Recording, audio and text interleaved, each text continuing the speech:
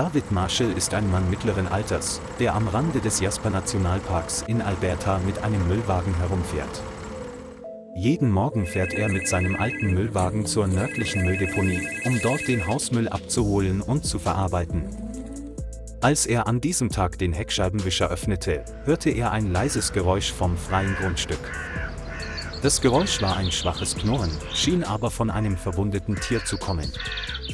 David drehte sich um und sah ein kleines, verfilztes Wesen, dessen Kopf im Plastikmüll vergraben war. Zuerst dachte er, es sei ein Wildhund, doch als er näher kam, stellte er entsetzt fest, dass es ein Bärenjunges war. Der kleine, dunkelbraune Bär, dünn und am ganzen Körper zerkratzt, versuchte, eine schmutzige Plastiktüte aufzureißen. Es leckte an der Plastiktüte, als wäre es am Verhungern, seine Augen waren dunkel und feucht vor Verzweiflung. David war fassungslos, sein Herz hämmerte, und er wich sofort ein paar Schritte zurück, aus Angst, die Bärenmutter könnte in der Nähe sein. Als er genauer hinsah, erkannte er, dass der Bär völlig allein war und sich nicht mehr verteidigen konnte. Ohne zu zögern griff er zum Telefon, rief die Rangerstation von Jasper an und meldete den Notfall. Seine Stimme klang eindringlich: „Ich habe ein verlassenes Bärenjunges gefunden, schwach und abfallfressend." Die Person am anderen Ende beruhigte ihn und bat ihn, Abstand zu halten, sie würden innerhalb von 30 Minuten da sein. David stand neben dem Auto und beobachtete den Bären unentwegt. Er hatte Angst und Mitgefühl zugleich, wie ein Kind, das seine Mutter verloren hat. Der Bär warf ihm einen letzten Blick zu, dann senkte er seinen Kopf in den kalten, nassen Asphalt und rührte sich nicht mehr. Genau eine halbe Stunde später erschien ein grünes Ranger-Rettungsfahrzeug mit 2 Männern in dicken Uniformen. Es handelt sich um den erfahrenen Ranger Aiden Brooks und seinen jungen Partner Noah Chen, die zur Rettungstruppe von Jasper gehören. David winkte laut und zeigte auf den Bären, der reglos zwischen dem Müll und den zerknüllten Blechdosen lag. Aiden hob sein Fernglas und runzelte die Stirn: „Es muss schon viele Tage umhergeirrt sein, es kann nicht mehr weitermachen." Noah näherte sich vorsichtig, trug Handschuhe und achtete vor dem Näherkommen auf einen Sicherheitsabstand. David schilderte seine Entdeckung im Detail und vermutete, dass der Bär möglicherweise Plastik verschluckt hatte. Aiden nickte und sagte: „Wir müssen ihn sofort betäuben. Sein Körper ist so schwach, dass er die Aufregung nicht verkraften kann." Noah hob das Betäubungsgewehr, zielte direkt auf die hintere Schulter des Bären und drückte sanft und präzise ab. Der Bär zuckte leicht und brach dann zusammen, ohne Widerstand zu leisten, nur leicht atmend wie der Wind. Sie wickelten den Körper des Bären sofort in ein weiches Netz, legten ihn auf einen alten Müllwagen und schoben ihn zum Lastwagen. David half beim Schließen des Lastwagens, seine Augen immer noch auf das arme kleine Geschöpf gerichtet. Das Rettungsfahrzeug raste vom Müllcontainer weg und fuhr in Richtung des Veterinärzentrums der Jasper Wildlife Rescue Station. Aiden meldete sich per Walkie-Talkie und bat um die Bereitstellung eines Isolationskäfigs und eines Behandlungstisches für die Verdauung im Notfall. Noah überprüfte während der gesamten Fahrt den Puls des Bären und flüsterte: „Halt durch, Junge, gleich bist du in Sicherheit."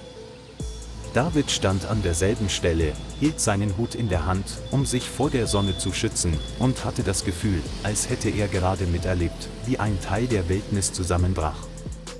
Das Jasper Veterinary Center erhielt den Bären in abgemagertem Zustand und mit einem Gewicht von nur 9 Kilogramm, fast die Hälfte weniger als üblich. Cheftierärztin Emma Renault und 2 Assistentinnen brachten es in den Sterilisationsraum und legten ihm eine Infusion an. Ultraschalluntersuchungen zeigten, dass sich im Magen des Bären zahlreiche Fremdkörper aus Plastik, Nylonbeutel und ein kleines Stück einer Aluminiumdose befanden. Emma leitete die Endoskopie zur Entfernung des Fremdkörpers ein und achtete dabei auf Anzeichen von Darmgeschwüren und einer Verdauungsvergiftung. Nach 1,5 Stunden entfernten sie fast 300 g harte und weiche Abfälle aus dem Magen des Bären. Emma seufzte: „Es hat versucht zu überleben, aber in dieser Müllhalde gab es nichts Essbares." Sie spritzten Antibiotika, gaben Proteine und reinigten nach und nach die äußeren Wunden des Bären. Emma nannte es vorübergehend Maple, nach dem kleinen Blatt, das den harten Winter überlebt hatte. Maple wurde in den Aufwachraum gebracht und 24 Stunden lang in einen Käfig mit Polsterung und einer Heizlampe gesetzt. Das Pflegeteam ist abwechselnd im Einsatz und misst alle 4 Stunden die Temperatur und überwacht die Arzneimittelreaktionen. Auch Aiden und Noah kamen zu Besuch und legten einen kleinen Baumstamm in Maples Käfig, damit sie daran nagen konnte, als wäre sie im Wald. Am zweiten Tag konnte Maple ihre Augen öffnen und mit ihrer Zunge das Zuckerwasser aus der Handfläche der Krankenschwester lecken. Dr. Emma lächelte, als sie sah, dass es wieder auf Licht und Ton reagierte. Trotz ihrer schwachen körperlichen Verfassung hat Maple mit einem starken Überlebensinstinkt die Tür zwischen Leben und Tod überwunden. Liebe und Wissenschaft haben ein Lauffeuer der Menschheit neu entfacht, das schon fast erloschen war. Maple wurde in einen speziellen Pflegekäfig gebracht, der mit Überwachungskameras und Anti-Stress-Einwegglastüren ausgestattet ist. Am ersten Tag lag es still da, die Augen halb geschlossen, und reagierte leicht, wenn sich jemand näherte. Emma lässt sich mit der Hand füttern weiches, gedämpftes Fleisch und pürierter Reisbrei mit zusätzlichen Verdauungsenzymen. Am dritten Tag konnte Maple alleine aufstehen, ein paar Schritte im Käfig gehen und sich dann zum Ausruhen hinlegen. Die Haare auf meinen Schultern und meinem Rücken, die früher bunt waren, wachsen wieder nach, wenn auch nicht gleichmäßig, aber das ist ein sehr gutes Zeichen. Noah kam jeden Nachmittag vorbei und brachte immer frische Blaubeeren mit, um die Jagdreflexe des Bären zu trainieren. Aiden schrieb leise in sein Notizbuch, reagiert schneller auf Geräusche, zittert nicht mehr, wenn Menschen in der Nähe sind. Nach einer Woche hatte Maple mehr als 11 Kilogramm an Gewicht zugenommen und die Muskeln in ihren Beinen waren leicht gestrafft. Der Tierarzt maß seinen Blutdruck und stellte eine wundersame Genesung fest, praktisch keine inneren Komplikationen. Wenn es sich weiterhin so erholt, könnte es in 3 Wochen in ein halbwildes Gehege umziehen, sagte Emma. Maple begann, auf den Baumstamm zu klettern, um sich zu bewegen, und knurrte sogar leise, als sie draußen ein lautes Geräusch hörte. Besucher des Zentrums können die Genesung des kleinen Bären auf einem Livestream-Bildschirm verfolgen.